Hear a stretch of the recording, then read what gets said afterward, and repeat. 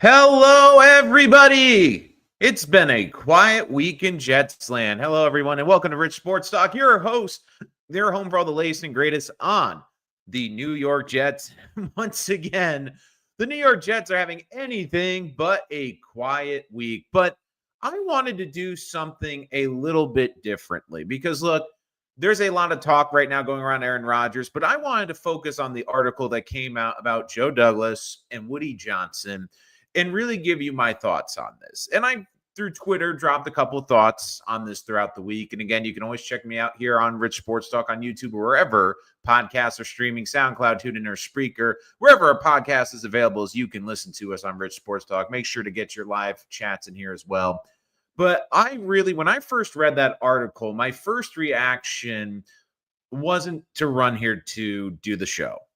And a lot of you might be asking, why did it take you so long? The thing with certain articles like this, when you get very one-sided opinion articles about looking at one side of the perspective, I like to wait and see the fallout because over time, sometimes new information comes out. And I think a lot has seeped out this week. And again, we're talking about the article that was published in The Athletic and the New York Times, Why Joe Douglas Never Stood a Chance as GM by Zach Rosenblatt and Diana Rossini. So let me start off with a couple of precursors before I really dive in. Number one, I think that Zach Rosenblatt is a very good reporter. And again, this is a situation where you have people taking notes, you have people that follow the team, and they're going to write. And again, it's their perspective.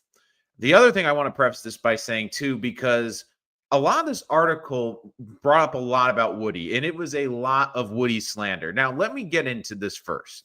And this is a precursor, ladies and gentlemen. I don't think Woody Johnson is a great owner. Do I think he's a passionate owner and an owner that will spend money on the team? Sure. But he's also an owner that I do think meddles when he shouldn't and is, again, not well received by this fan base. And the record speaks for itself. The playoff drought speaks for itself. I think the ownership has made some baffling decisions over the past decade and a half and why the Jets are in their predicament. But certain things have come out.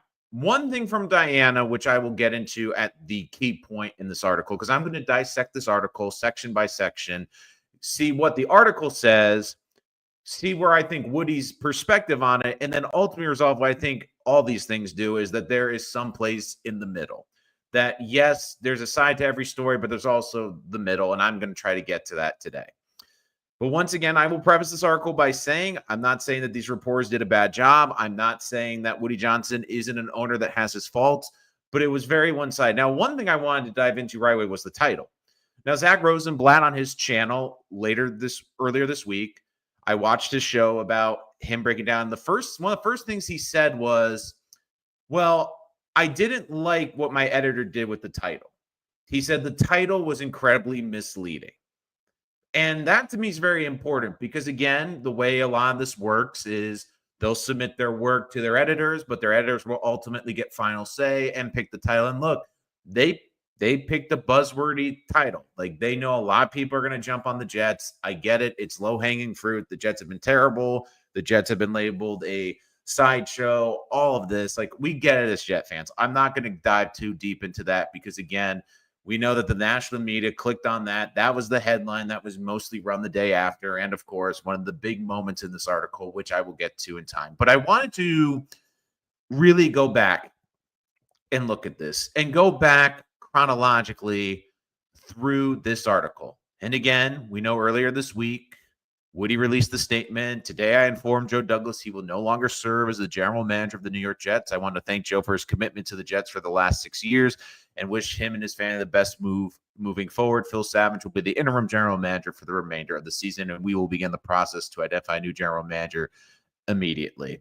Now, one thing I found incredibly fascinating about all this was how much of a martyr that Joe Douglas was. Like, the way some people in the media treated this was like the Jets just fired Ozzie Newsome.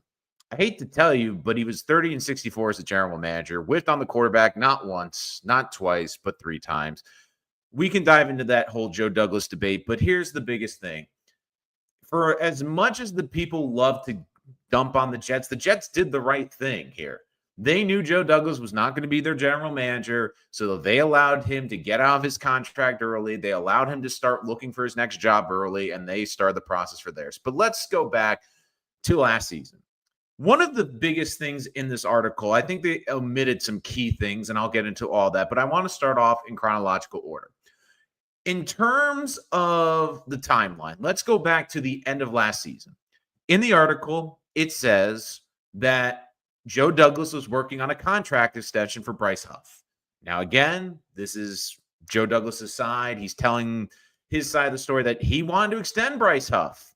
But again, the Jets didn't extend him before the season, and this was during the season. And apparently, according to Rosenblatt on his channel, but not specifically in the article, it would be similar to what Haason Reddick was getting paid at the time, low $20 million a year, probably like $22, $23 million a year. And Woody Johnson nicks that deal. Now, people, of course, like, oh, of course, Woody Johnson would nick that deal. Of course, Woody Johnson got in the way of Bryce Huff re-signing and being a New York Jet. And you can say what you want about Bryce Huff's production in Philadelphia this year, but here is my big thing that I took away from this article. When did this happen? It happened during the season last year. Well, what happened during the season last year? Well, the Jets, we all know, especially in the second half, fell off a cliff after that 4-3 start. And Woody Johnson is sitting there, and this is what I think Woody Johnson was seriously thinking. Why am I going to invest in a player or allow you to re-sign a player when I'm not sure if you're going to be here? I mean, we talked about all last season. Would Joe Douglas and Robert Saleh be back? And it seems like Woody Johnson was talked into either by Aaron Rodgers' camp, either by Saleh, either by Joe Douglas, or all three of them, that basically they would run it back and they would make it work this year. And it hasn't. And we know that. But it is interesting that we talk about in-season signings last year. There, to me, is something that's missing from this article a little bit, especially for Joe Douglas, that I would really like to know, and I think a lot of Jet fans would like to know. Did Woody Johnson not allow him to sign a quarterback last year? Because we speculated on this show, and I know a lot of great Jet content creators speculated that maybe it was Aaron Rodgers that didn't want to bring in a backup quarterback until he got healthy. Maybe it was Woody. I think a lot of people said look, Woody just doesn't want to spend money. Woody doesn't want to bring in a backup quarterback. And the more I thought about it, if you wanted to really paint Woody as a meddling owner and someone that is tying your hands as a general manager, wouldn't that be one of the first things you would mention? And in really easy one, hey, 2023, I wanted to sign Carson Wentz. I wanted to trade for a quarterback. I had a deal done for Josh Dobbs, but Woody nixed it. Woody wouldn't allow me to do it. And it makes you wonder, was it because Joe Douglas and Robert Saleh were secretly hoping that they could figure out Zach Wilson or win with Zach Wilson and justify that pick? But I do find it fascinating that, again, Bryce Huff was a major pain point for a lot of us Jet fans. I said at the time, I thought Joe Douglas butchered it, and I think he butchered it twice. Not only did he not get a long-term extension done, but in the offseason, I kept saying franchise tag him. Make sure he doesn't go anywhere, but don't let him leave for basically a third-round compensation pick. I really thought if you franchise tag Bryce Huff, maybe you could get a sweat package of a second and a fifth-round pick or a second and a sixth-round pick. And that's what I was screaming for all offseason on this channel. And unfortunately, that didn't happen. And it doesn't say that Woody basically wouldn't allow them to sign in the offseason. So that's conveniently out there. And this leads into the free agency period. And I think it's very important because Rosenblatt in both his channel and both in the article says that Robert Saleh and Joe Douglas learned their lesson. You know, it only took Joe Douglas 5 years to maybe realize not to sign injury-prone players to long-term contracts. But instead, they decided that they wanted long-term deals. And look, when a long-term deal was needed, they gave Simpson a multi-year contract, and that's looking like a great deal. But I think what Woody Johnson told them, and it's what we all were speculating, this was a one-year window. And Woody Johnson, being an owner, and again, he's had a lot of faults and warts as an owner, but one of the things that Joe Douglas did to this team, which is going to hurt them going forward, is all the money pushed down the road. Like, think about this. The Jets next year for dead cap will have 6 players that didn't play a snap this year, like a Carl Lawson or CJ Uzama. Like all that dead cap money is working against the Jets. And I think one of the things Woody was saying to himself is, look, I don't know if you guys are going to be here more than a year. Why would I allow you to invest multi-years in contracts and block up the cap space, block up everything, put more dead money down the road, and make this even a less attractive place for a future general manager? I think that was something very important that was overlooked. And they said, look, Mike Williams, Tyron Smith were two guys that social media really wanted the Jets to sign. It wasn't just social media. It was analysts around the NFL. It was every talking head on television. And one of the big things in that was, yes, did they overpay for Mike Williams? Yes. Did they really do their homework on Mike Williams?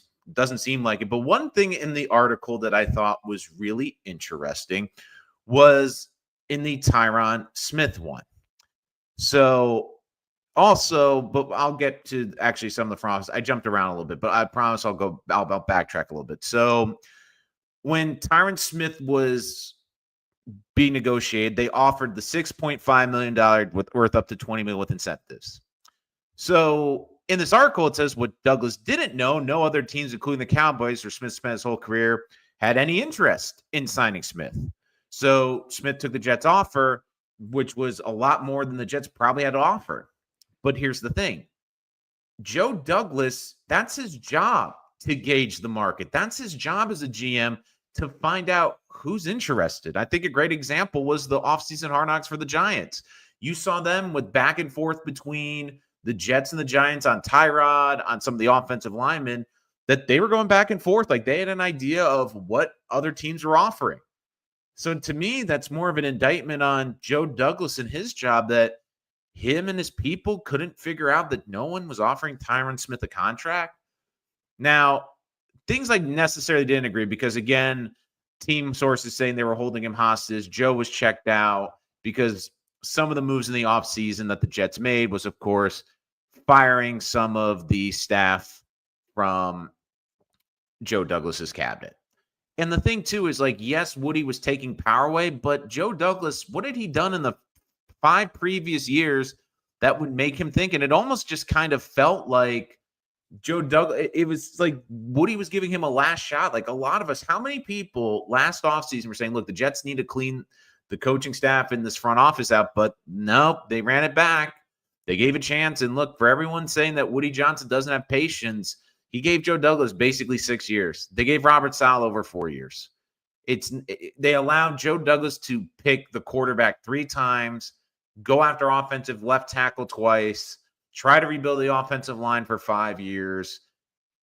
Like, we'll get into more of the draft as we get there. But one of the things, too, was when the Jets fired general manager Rex Hogan, a move that shocked many in the organizations, according to the article.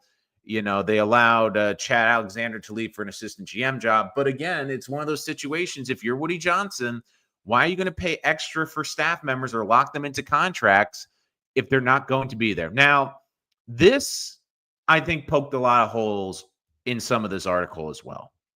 So the next section goes also into the offseason, where it said, last offseason, Saleh and Douglas agreed they needed to focus on rectifying some past mistakes in free agency. Specifically, they wanted to avoid aging players or ones with injuries concerns.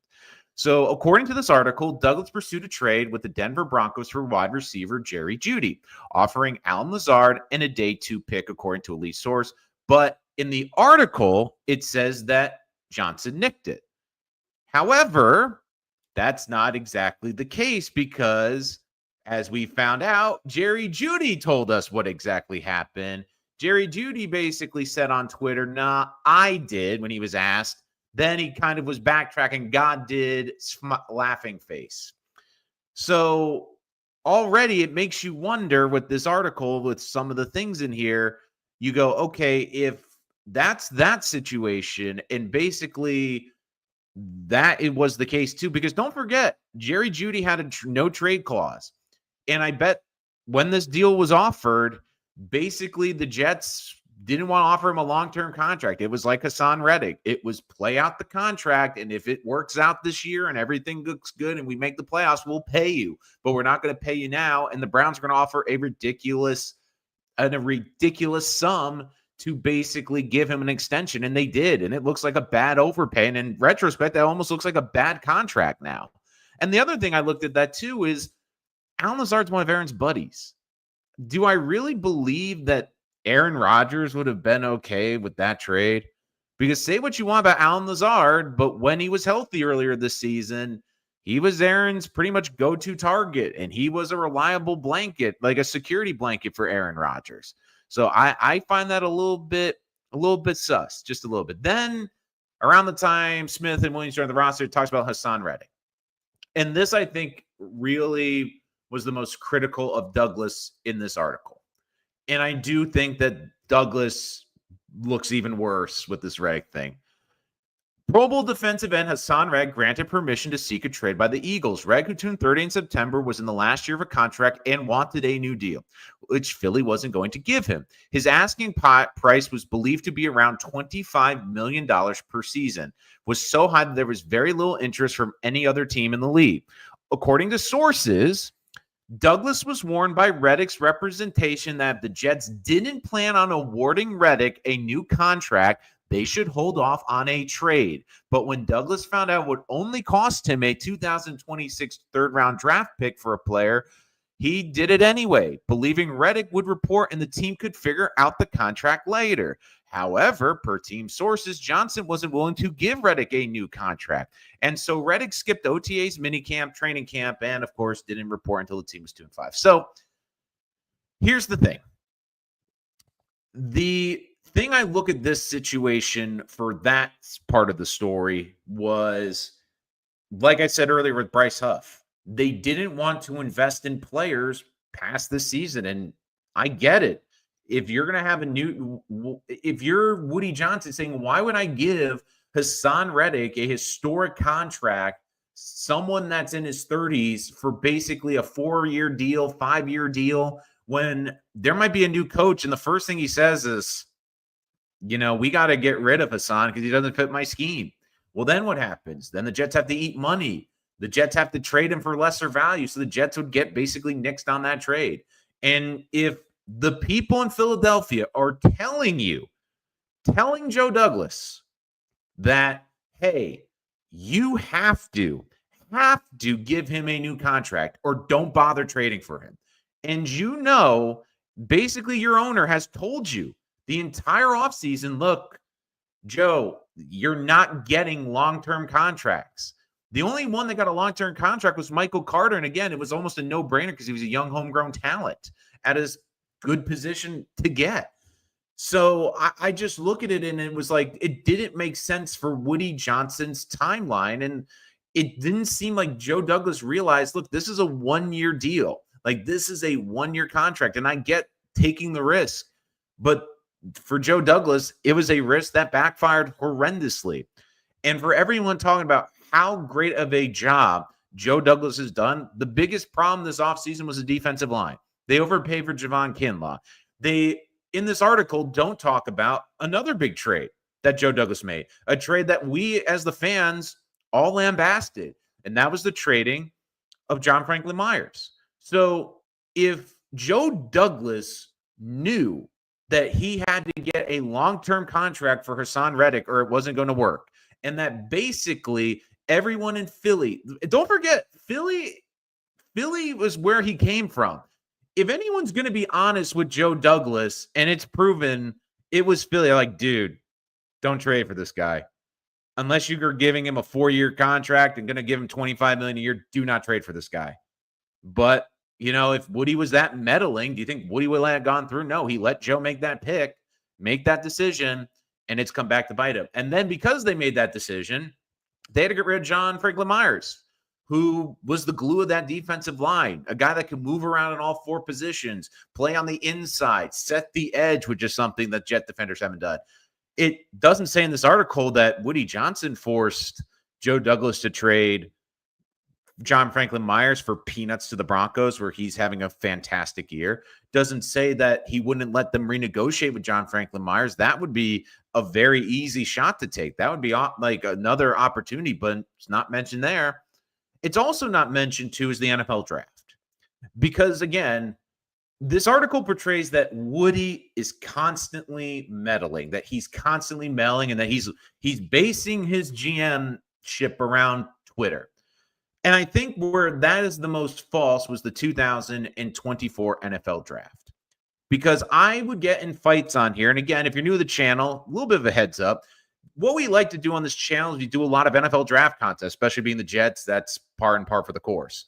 I do full 7-round mock drafts. I do Senior Bowl recap. I do a bunch of NFL draft content. That's all coming down the pike. So this offseason, make sure you subscribe so you don't miss any of our amazing NFL draft content.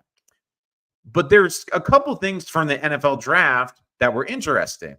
And notice this article doesn't mention the NFL draft at all, because I think it's very important.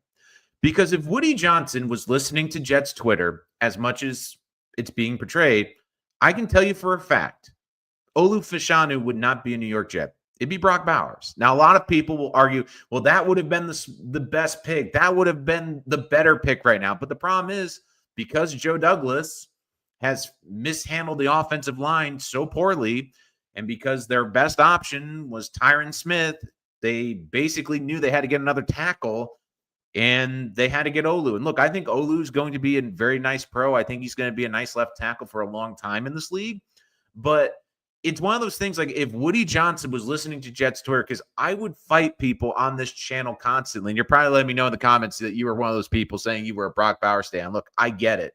But I was saying, look, the Jets, as much as I love Brock Bowers, as fun it would be to see him here, the Jets' offensive line was such a bad state and was such a mystery at that point, because we didn't know what John Simpson was going to be. We didn't know if Morgan Moses was going to be healthy. We didn't know if Joe Tippmann would take the next step. We didn't know if AVT would play more than 5 games in a season. So there were so many questions about this offensive line. And because of the way Joe Douglas built this roster, they were forced to take a tackle. And unfortunately, they missed out on a very talented tight end. But I'm telling you, if Woody Johnson was listening to Jets Twitter, do you think he would have passed on Brock Bowers? Because that would have been the splashy draft pick. That would have been the viral draft pick. That would have been the one that would have sold more jerseys. That would have been the one that would have been more talked about on sports radio. No, he let Joe Douglas make the pick. And because Joe Douglas put this team in the position they're in, like, it's funny, the draft's not mentioned, which leads us into Exhibit B in that NFL draft. Malachi Corley, who, again, I don't want to label as a bust, because I feel that this is a talented kid who's got tremendous upside. I want to see him play a lot, especially the second half of the season. But it's clear that this coaching staff didn't know how to use him. And this was one of Joe Douglas's weaknesses, is he seems to have an eye for talent, but not talent that fits the scheme. And this was the thing that I think, in retrospect, really bothers a lot of Jet fans, is because of how forthcoming Joe Douglas and Robert Saleh were about this pick. And this is the thing with the NFL draft. As much as we've boiled it down to a science, as much as we study it, as much as we look at players, look, it's all a crapshoot. You don't know how a guy's going to fit. You hope he fits in your system. You hope he fits in your building, but you don't know. And the way Joe Douglas and Robert Saleh talked about Malachi Corley, and then they did the dopey draft day thing with the note card saying, oh, we Malachi Corley and no one else. And then it turned into, well, he was the 5th receiver on our board. It got to the point where we were even considering trading back into the 1st round.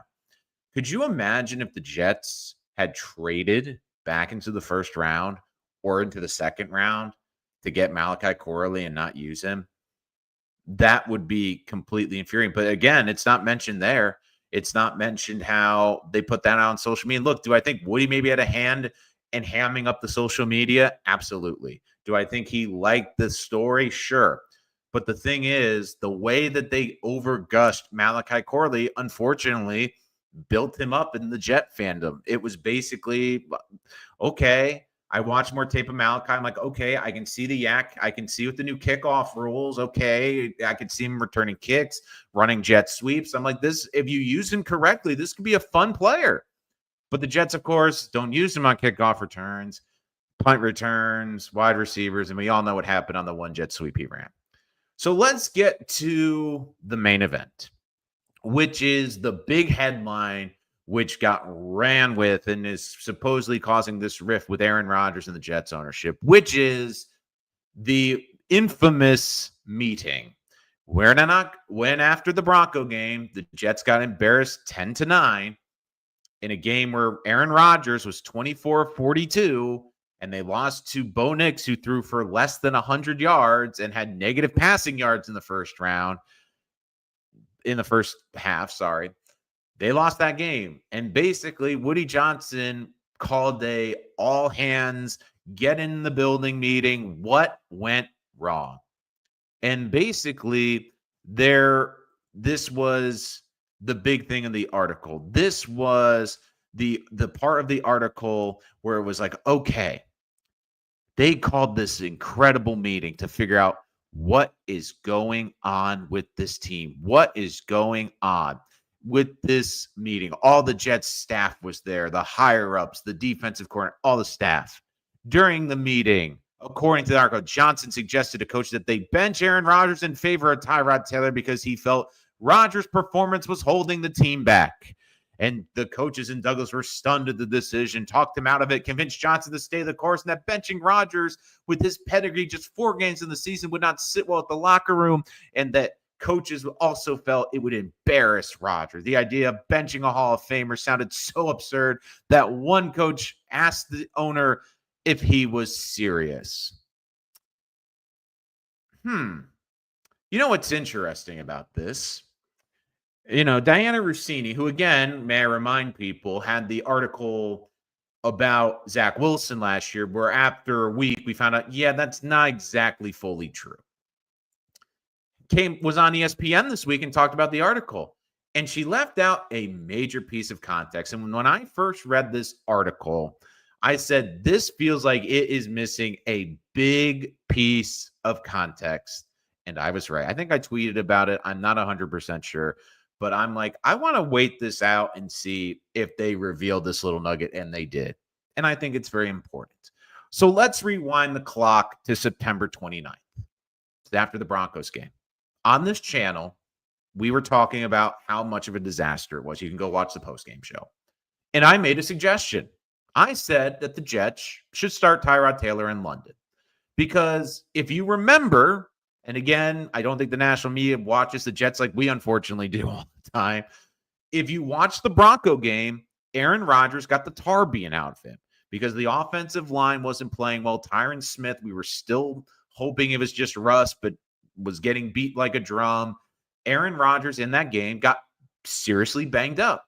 And you could tell the difference between him and then the New England game was night and day. New England game, he could avoid pressure. He could roll out. He could get outside the pocket.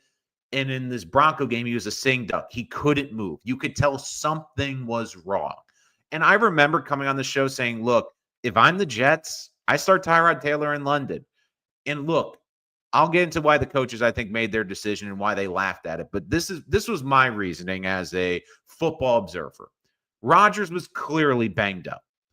And you had this weird thing where it wasn't just a normal week. You were going to London, which meant that the Jets were going to be on a 6-hour plane flight across the sea with a massive different time zone. And because you were ahead of the time, it was even less recovery time for Aaron Rodgers. And I know how bad Woody wanted to win in London because he was the ambassador there. I know how bad the Jets wanted to beat Sam Darnold. I got all that. But I said, if there was ever a game to give Rodgers the day off, this was it.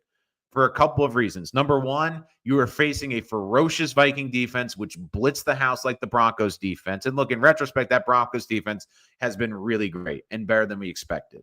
But you were looking at it like, okay, he doesn't have his mobility. You're going against a really good Viking team that was undefeated at the time with a ferocious defense.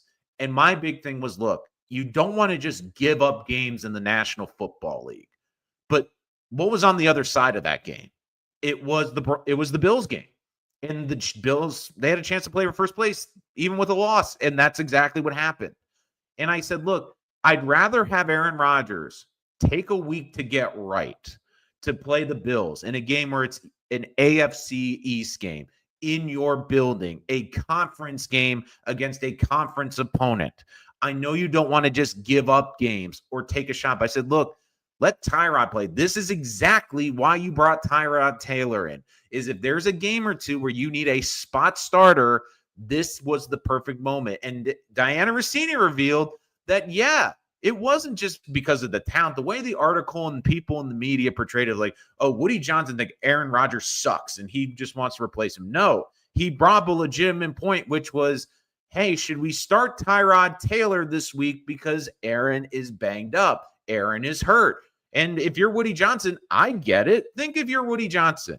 You're in this second year of this experiment, which is starting to go off the rails. And even they've revealed now that Woody at that point thought there was a freight train coming down the line with this whole thing. You basically went through the disastrous 2023 season. Woody Johnson brings back Aaron Rodgers, a 41-year-old quarterback. He sees that Rodgers is not healthy, and he's thinking to himself, this season could get out of hand, especially if Rodgers isn't healthy. Does it make sense to let Rodgers get healthy? But now I look at the coach's side of it and why they thought it was unserious. Look, this is football. They knew Aaron would not take it well. They knew Aaron would be prickly about it. They know Aaron is a warrior. Aaron guts through it. He gutted through the broken thumb his last season in Green Bay. He wants to be out there. He tried to rush the Achilles recovery last year. He wants to be out there for his guys, which then we know what happened. Aaron goes to play the Vikings, gets rolled up on. We thought his season was over at one point, and then we come back. Woody tries to get a spark going, fires Robert Saleh afterward. And a part of me wonders, again, this was a decision that I said at the time was going to dictate their season, because it was either going to spark the Jet season or turn into a disaster. And we know what happened. It did. But it's funny because the weird thing about that whole article, too, this article is it makes it seem like they try to portray it that they didn't think that Woody didn't think Aaron was good. Well, then would Woody a week later trade for his best friend to try to make this work? The trade for Davante Adams basically had gone through the night of the Bills game, but they couldn't be official until the next day. So they were making it work. Woody's tried everything. He's tried bringing in Davante. Then basically at that point, he's telling Joe, look, I don't like what this is going. We could see it going off the rails. He finally succumbs. He's like, look, I'll pay the 1-year contract to get Haason in just to see what that's like. And I think also they just I think the way Woody also looked at it too was, look, let me pay Haason, get him through the season, hopefully get a comp pick for him in the offseason when he does sign somewhere else, because I do not want that circus again or that hanging over whoever. Because I think at that point, Woody knew he was getting new coaches. And the one thing I will be really fascinated with, and I think it will come out this week, is people ask the question, why did Robert Saleh get fired? And I have a theory on this, and you can tell me if I'm wrong, but this is what I think happened. Think of the timeline from London. Jets come back late Monday, probably have on Monday off. They come in the building Tuesday. What I believe is that Aaron Rodgers is more significantly hurt than we know. I think he's got a major knee issue. I think he's got a major leg issue. He's suffered a major injury. And I think what happened, and this is my 2 cents. If I had to do my guesses, this is what I think happened. Again, I can't prove this. This is just my idea of what happened. On Tuesday, they have Aaron in the building. The doctors check him out, and they reveal how bad the injury is. And basically, Rodgers is going to gut it out. But Woody sees that once again, this season is likely going to go off the rails because of, everything that's going on. And I think he was furious with Robert Saleh because Woody gave a suggestion. And his big thing was, look, I want to do this move, and I'm bringing up this suggestion because I believe that we need to protect our 41-year-old quarterback. And what happens? Woody's afraid Rodgers is going to get hurt. And the worst case scenario is he gets significantly hurt in London. And basically, the doctors are probably telling him, look, he probably shouldn't be out there. He's not going to be the same player the rest of the season. And I think that's why he fired Saleh, was because of the way Saleh and this coaching staff like brushed Woody off. And I think that stuck with Woody. And again, I don't like that he made that rash decision. I think it was obviously impulsive in retrospect. But if you're the owner of this team and you are worried about the health of your superstar Hall of Fame quarterback and your coach puts him in a precarious position and your worst fear comes true, maybe that's why he got fired so early in the season. And I think it could be on the table. I mean, we're talking about Rodgers now coming out today that he obviously doesn't want to play for the Jets in 2025. I think Rodgers is going to go on the IR. I know there's talks about him releasing, and a part of me in a weird way would rather do the release. I know it'd be more money, $49 million on the cap this year off season, and that's a huge number, but I'd rather take that all this season and then have a clean book the following season than have $35 million in dead cap the following season.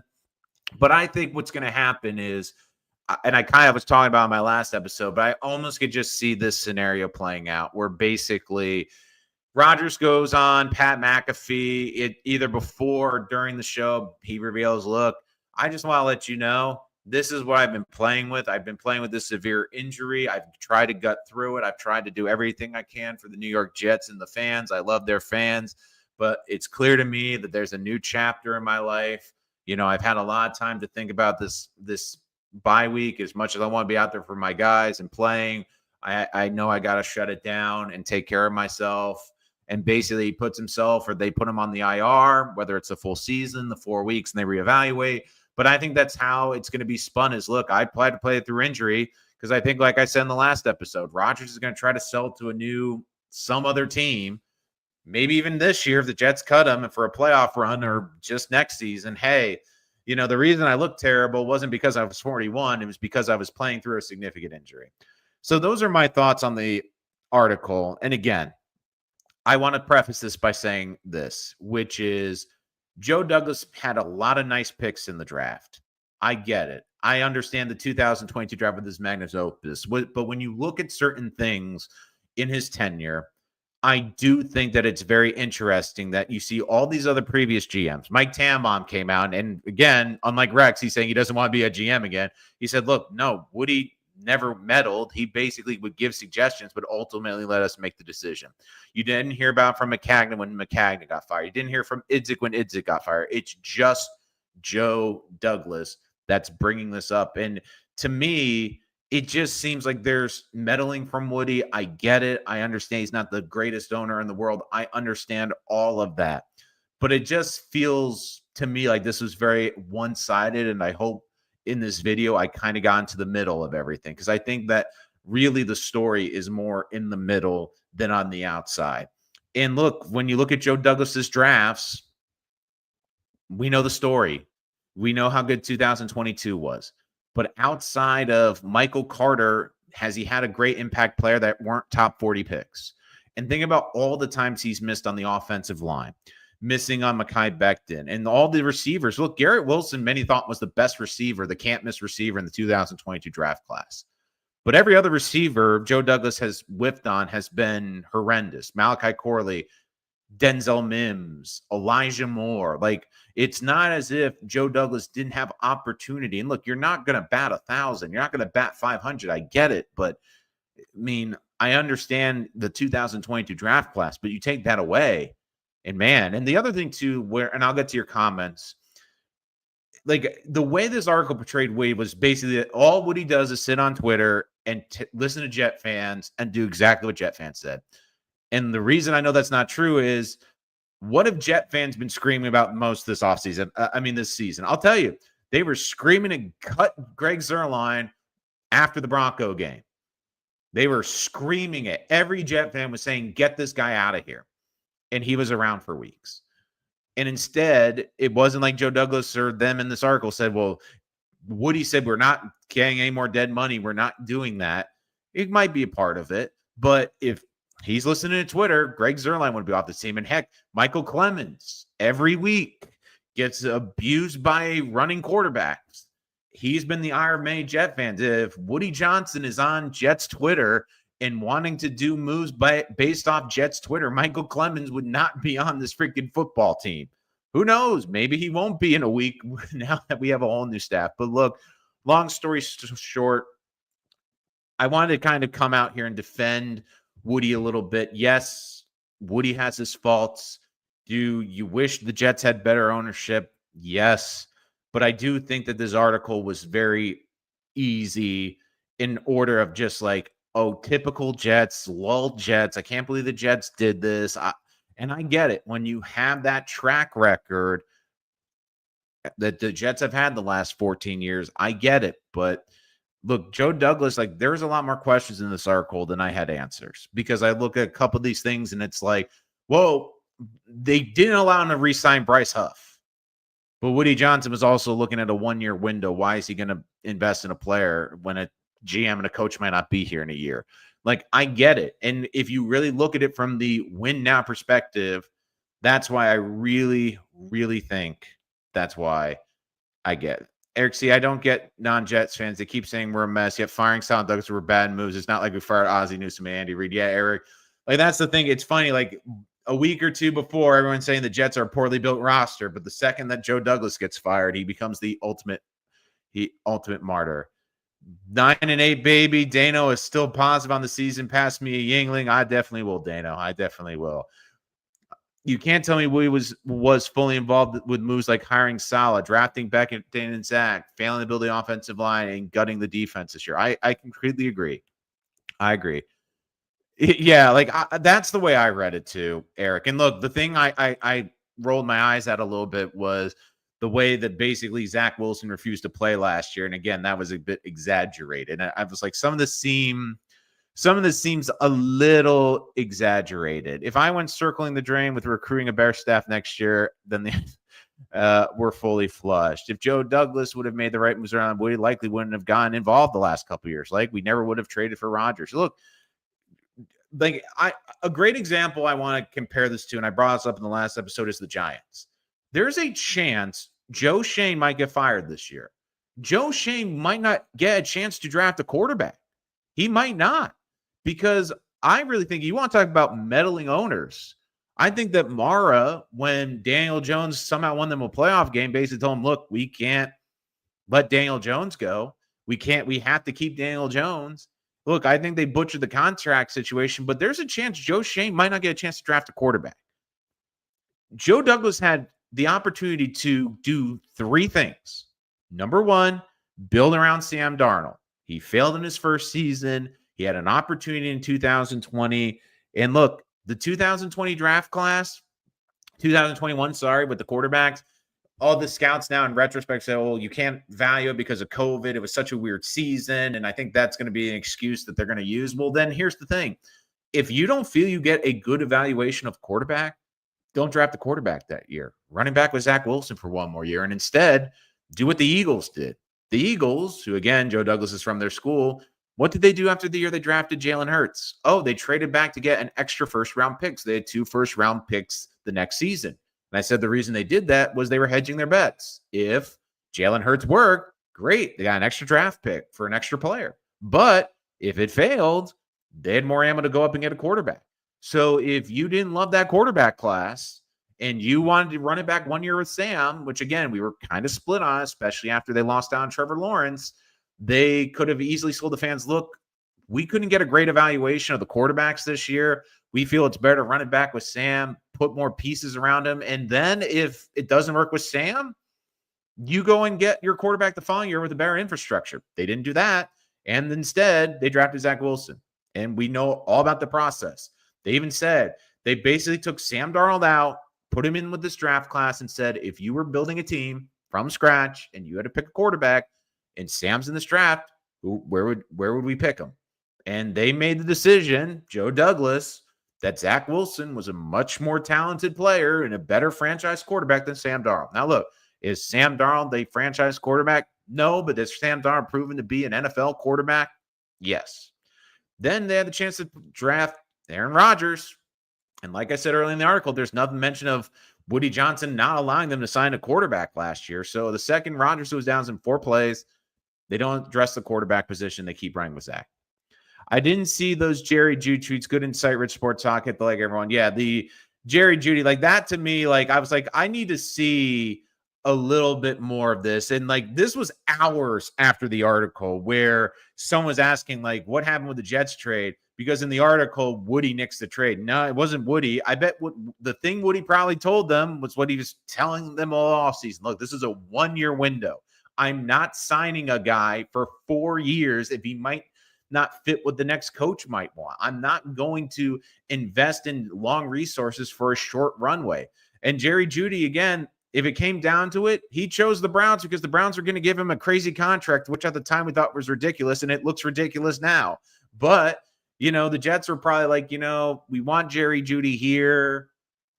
And the other thing, too, is it was Alan Lazard. As much as Lazard struggled last year, dude, like, I just don't think Aaron Rodgers would have let him go. I just don't think he would let him go. Gotta love the good old emojis in there, everyone. In my view, both JD and Salas should have been fired last year. That's why I'm not too bothered about firing them in season. Didn't JFM tweet too? To be honest with you, I don't like this week in regards to that. I believe JFM tweeted. I'm trying to remember. I think you're right. I think you're talking about the draft. So I'm trying to remember like with that trade. Yeah, I'll have to look into that. I don't know if he tweeted this week or what you're referring to. Yeah, Clemens. Yeah, if really Joe Douglas. If they live on if Woody lives on Jets Twitter, yeah, they would have been gone a long time ago. If Woody was listening to Jets Twitter, they would have signed a backup quarterback last year. Completely agree. Look, I think he will wild wave. I think he'll be at the end of the season. Plus, what good is it now? Like they're a 3-8 team. I think he'll speak at some point later this season. But look, they're also on the bye week too. So I think he will speak eventually, but I think they're gonna slow roll that. What would you say if you found out that Deion wanted Shedeur to sit behind Aaron for a year and learn the ropes? Doesn't that swim? But here's the problem, Dane. It's coming out that Aaron wants to play in 2025, but now, again, I'm not sure the sources are correct. And I think we're going to have to wait if he wants to play for the Jets. If Aaron wants to play for the Jets and Shedeur and Deion want to sit behind, great. But I think they've kind of been tipping their hand. Shedeur liking tweets about Daniel Jones getting released, liking stuff with the Raiders. Look, I think Deion, it's going to be fascinating with Shedeur. I think that it's going to be one of the most talked about players just because of where Deion. I think Deion's going to make a very short list of where he's going. I have a lot about Shedeur. I'll get into this more in the draft season, but a part of me feels like as talented as Shedeur is, I'm not sure if he'd be a good fit with the Jets. Douglas is totally at fault for trading some of our key defensive players. Stupid and unacceptable. Yeah, Woody will let you sign Javon Kinlaw. He let you gut this defensive line. You traded John Franklin Myers. You didn't sign Bryce Huff in the offseason. You didn't tag Bryce Huff. And then if you felt this defensive line needed pieces, look, they went the undrafted route. And I think they got some interesting undrafted players, but they didn't draft any defensive linemen in the draft. They didn't draft defensive tackle. They didn't draft defensive end. If anything, like the Jets, like, and Joe Douglas with his draft, it was like it didn't match what we thought the Jets would be. Like I came out of the draft excited because I thought they were going to be more of a smash mouth football team. Because I'm like, you know what the Jets are going to be now with this draft? They got a physical running back, Braylon Allen. They upgraded the offensive line. Morgan Moses and Tyron Smith are really good run blockers. I'm like, they drafted 2 running backs. Like, they're going to not allow Aaron Rodgers to throw the ball 45 times a game. Instead, they ended up being a team that threw the ball 45 times a game. And forget, oh, wait a minute. We have good running backs. And, like, look, they drafted 2 running backs. They drafted a developmental quarterback in Travis, which I didn't have a problem with. Stiggers, I think, is a nice pick, but they didn't draft any defensive ends. They didn't draft any defensive tackles. So what was right. Yeah. Rodgers is definitely hurt. Look at how he was moving. The Pats game was the same. And look, I think that's the biggest context, and that to me was the biggest turnoff, is because, again, in the way it's very important how you put the words on the page. The way it was worded was Woody basically unprompted said we should sit Aaron Rodgers for Tyrod. Everyone on social media went nuts. Oh my God, look at Woody. He wanted to start Tyrod over Aaron Rodgers because he thought Aaron Rodgers was terrible. But it left out, he brought it up because he thought Aaron was hurt and was saying, would it make more sense with Tyrod? And I'm not saying, like, I think it's an innocent question and a legitimate question from Woody. Like, does he give us a better shot to A, win in the short term, and B, in the long term, is it better if Aaron Rodgers is completely healthy? Because what happened in the Viking game? He was a sitting duck. He couldn't move. He got hurt even worse, and it is just snowball since then. Charles Acoma, agree. You are correct, Rich. Brilliant announcements there. Oh, man, thank you. Thank you, Charles. Always really appreciate the love and support. That's a strong possibility, but why isn't Rodgers out anytime at this point of the season? He's playing. It's like I said, Wild Wave. This is a guy who prides himself on playing. This is a guy that prides himself at being a warrior. And look, you saw it in Green Bay. The last season with the broken thumb, he wasn't the same quarterback, but he gutted it out. I think part of it, too, is he feels he kind of owes it to this team where he missed the entire season last year. And part of it, too, is a bit of, I think it's ego, but also if he wants to continue playing in this league, it's going to be very difficult. It's going to be very difficult for Rodgers, I think, to find another team. But if you're a team looking at Rodgers and you're looking at his performance, which isn't great, but you look at the baggage. What's the baggage? It's all the media that will follow him around, but now it's the injuries. The big thing when Aaron Rodgers came to the Jets was he played. He didn't miss games. And even when he was nicked up, he didn't miss games. What's happened? He missed the entire first season. He comes in this year, banged up. If he wanted to keep playing or sell the Jets or sell whatever team he wants to keep playing, it's harder when they're going to look at him and say, well, Aaron, you missed the full 2023 season. You missed 2 or 3 games last season. So you haven't played a full season in 2 years and you're just getting older. It's just getting older. If Rodgers leaves, do you know what quarterbacks will be free agents or do we roll with what we got? Look, you have Tyrod Taylor under contract. I don't think he's a bad bridge quarterback. It's like Sam Darnold, but I don't think he'd ever come back. Daniel Jones obviously is a free agent. I actually have again, don't kill me, guys, but I have a fun Daniel Jones solution. Daniel Jones, if he clears waivers on Monday, if I'm the New York Jets, especially if Aaron Rodgers goes on the IR, I would sign Daniel Jones. And here's why.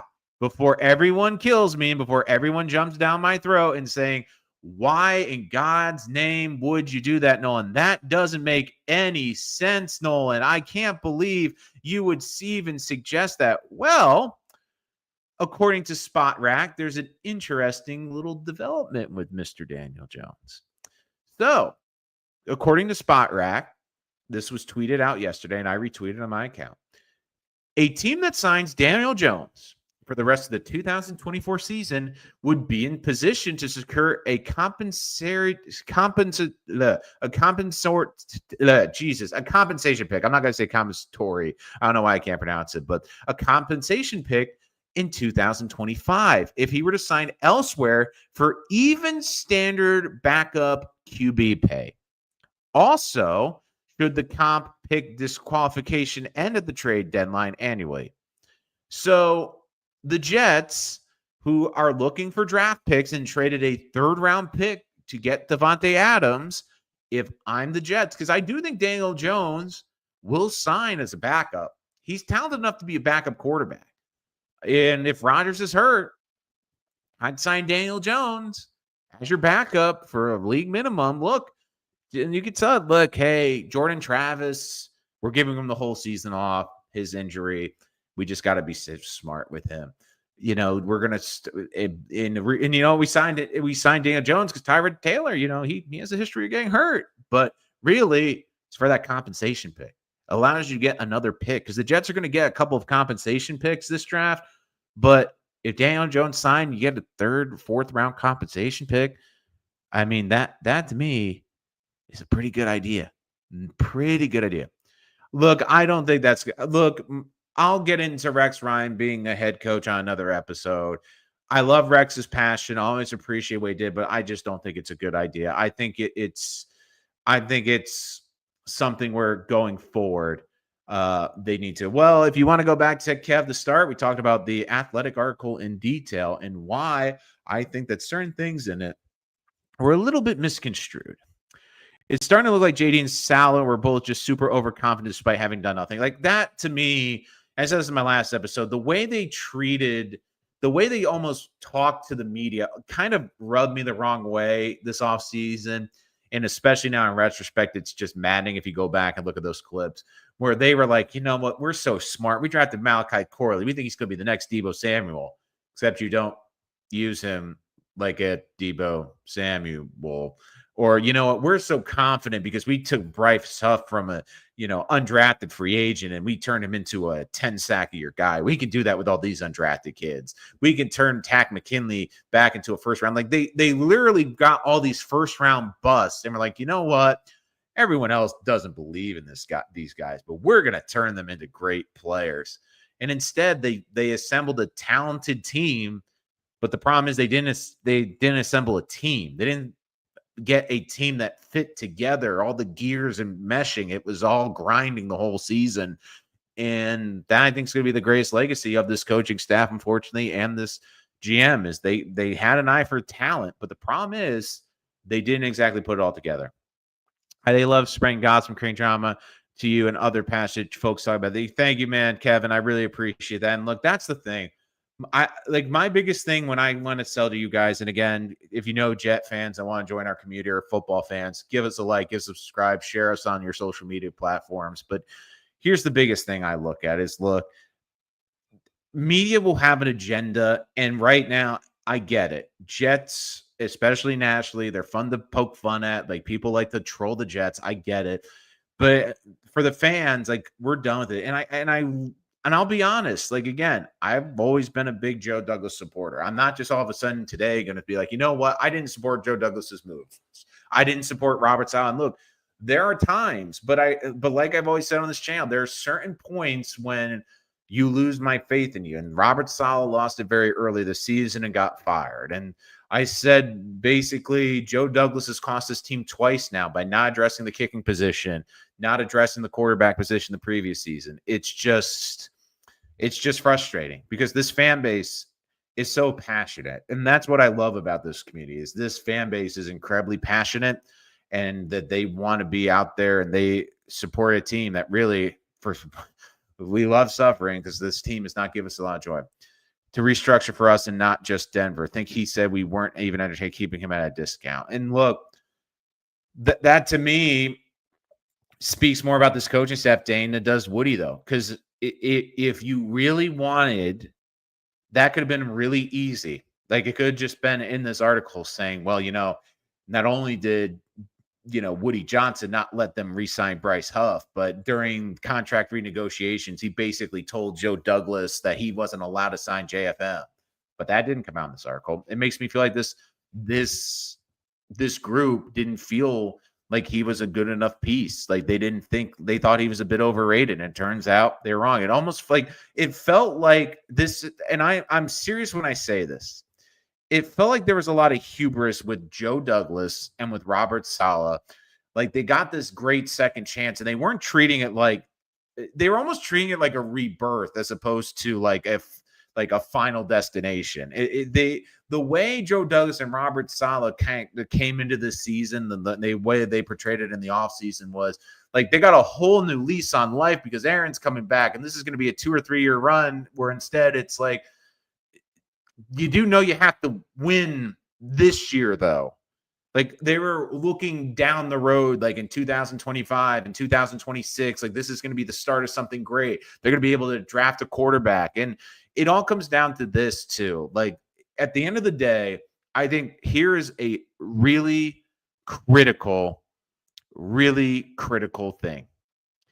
This is, I think, the most important thing you have to ask a Jet fan. And look, if you support Joe Douglas or someone in the national media, you can ask them this key question about Joe Douglas. Do you trust Joe Douglas to build out a roster, find talented players? Yeah, he's a talented scout. He's found talented players. But if I was to ask you, anyone, Jet fan, non-Jet fan, someone in the national media, would you trust Joe Douglas to find you a franchise quarterback? Would you trust him? Because he had three chances. He thought Sam Darnold. He didn't think Sam Darnold was good enough and that Zach Wilson would be better. He thought Zach Wilson was so good that they kept shoving him down our throats, even though Mike White was a better quarterback on this roster. And then they bring in Aaron Rodgers. So that's to me is like, and if you answer no, then you got your answer. I don't want Flores. You know, the only reason I take Flores is just because I'd rather have him than a first-time coordinator. That's the only reason I'd lean toward him. I don't mind Tyrod, but my concern is healthy. He hasn't been able to stay healthy. But again, I think eventually you're going to play the rookie quarterback at some point this year. If you can just get a couple of games in there, I'd be happy. No, in the short term, you know what I like Daniel Jones? Like the compensation draft pick he brings. That's why I like him. It's not necessarily his talent. It's like little cherry on the sundae.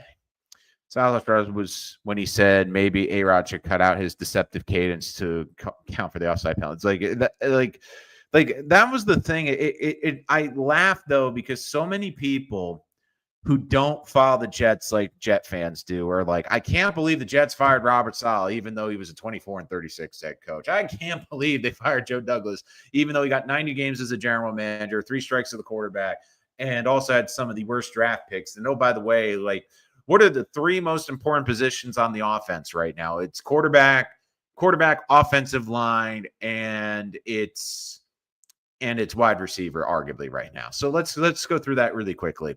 Quarterback, 3 strikes. Okay. Wide receiver, pick Garrett Wilson. Great. Everyone thought he was the best receiver in that draft. It wasn't that hard. Then it's like, okay, who else did he draft? Denzel Mims. Elijah Moore. Ugh. Malachi Corley. Ugh. All right, let's go to the offensive line, ladies and gentlemen. Mekhi Becton. AVT. Unfortunately with the injuries, but also traded up to get him. The Vikings also got Darrisaw with the trade back, and he's an all-pro left tackle, but let's not talk about that. Max Mitchell. Carter Warren. Yeah. I mean, okay, you found Joe Tippmann. Great. But it's just frustrating. No way Jones wants to stay in New York. Look, I agree. Let's be honest. I think we all know what we really want, where we really want Daniel Jones to go. I think we do. Like, look, Thanksgiving this year. Thanksgiving, and I'll get to Eric in a sec. Thanksgiving, like, come on. It's Tommy DeVito right now. It's the Giants and Cooper Rush. That's boring. I mean, we need an excuse, for our families. Like, it's kind of hard to sell. Hey, I got to go watch the Giants and Cowboys game, guys. Well, why? I got to watch Cooper Rush and Tommy DeVito. Like, can they just sign Daniel Jones for the Thanksgiving game just as a revenge Giants game? Although I will laugh, though, too, because I just get this feeling like everyone keeps talking about the Jets screwing up their draft pick capital. I think that they're such a mess right now in the quarterback position, and Rodgers isn't going to play, that they're going to finish with maybe 5 wins. Can you imagine that basically if Tommy DeVito wins the Giants like 3 games like he did last year and cost them draft position? I could see that happening. Look, I'll dive into Rex again, Eric, at a later date in another video. Here's the thing with Rex. Rex will definitely get an interview. To me, Rex is a certain tier because I don't want a first-time head coach with this situation. I don't want coordinator roulette, even though there's some talented ones. Like, the only one I might make an exception is Ben Johnson, but I don't think there's any way Ben Johnson's coming here. Rex, to me, is your safe net, where if your top 3 or 4 coaches say no, like if Mike Vrabel tells you no, like if Kevin Stefanski shakes loose and he tells you no, Like, if you get to a point where it's like, okay, would I rather go with Rex or a first-time head coach? I would consider Rex, but here's the biggest thing. And I thought this was very important because, again, I know Rex has been on the campaign trail. I know that he's a defensive coach, and I'd prefer an offensive coach. But here's the very important thing. I thought this was very crucial. I don't remember where I heard this today, but someone was talking about Sean Payton and basically him coming back. And they were saying when Payton was out of the league, it was a situation. Again, he was out of the league a short time than Rex, but when he was looking around the league, he was still very involved with watching players, watching tape, watching guys, getting ideas. But more importantly, he was building in his mind a staff asking around the league, what do you think of this kid? What do you think of this kid? What do you think of this kid? My biggest question to Rex, and this is what's going to determine it for me and show how much he's paid attention, is because, look, I think he could make a great defense here. I worry about him developing the quarterback here. I worry about him because I don't think he did a great job developing players after Mangini's guys aged out. And I know Mangini was mentioned as a head coaching candidate for the Jets. Here's my thought. Eric Mangini as a GM or president of football operations. That's where I would look for Eric Mangini. But again, I'm going to dive more into this when we get into the coaching carousel. I'll have a full episode on this. But if Rex Ryan, if you hire a president, can come in and say, look, this is who I've assembled, especially on the offensive side of the ball. This is my killer staff. Like, this is a really good offensive coordinator. This is a really smart and innovative offensive line coach. This is like, if he comes in and has proven, look, he has done his homework. He has been looking at this chance. He has been grooming a staff for this. Then I'd be more considerate. But if he just comes in and says, I just want to be the head coach of the Jets. Great, Rex. We love you, but like, well, who's your defensive coordinator? Oh, I'll figure that out. Okay, Rex. Well, we're drafting a quarterback. Who are you going to pick for your quarterback coach and the offensive coordinator? I thought about maybe, I don't know. Like, if he is serious and has a staff in mind, has talked to people about doing a staff, like, that to me is very important, because it's one thing to say it. And again, do I think Rex would be the worst hire for the Jets? No. I'd rather move forward than look backward. But it's one of those things, if he comes in and impresses you like, hey, I really developed this great staff. Look, I've really learned. Like, if he proves to you that he has learned and said, look, here's my emphasis on the offensive side of the ball because I was weak here when I was in Buffalo and with the Jets. If he can lay out his deficiencies, what he's learned from his deficiencies, how he's looked to improve upon, but more importantly, why the staff he is building is important, that to me is going to be the deciding factor.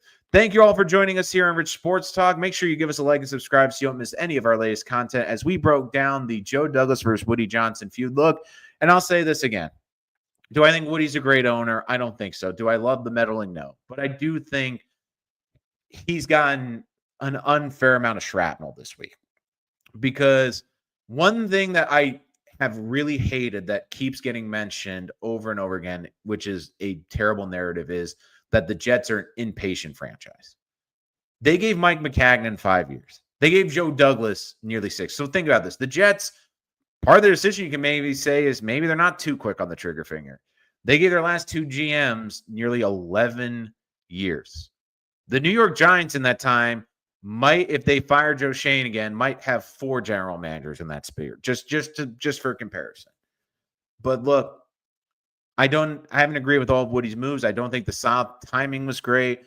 But I think when you really look at this article, and this is really important when you read, especially sports articles or articles about people, you have to try to look at both sides of the argument, which again, I think is very lost nowadays.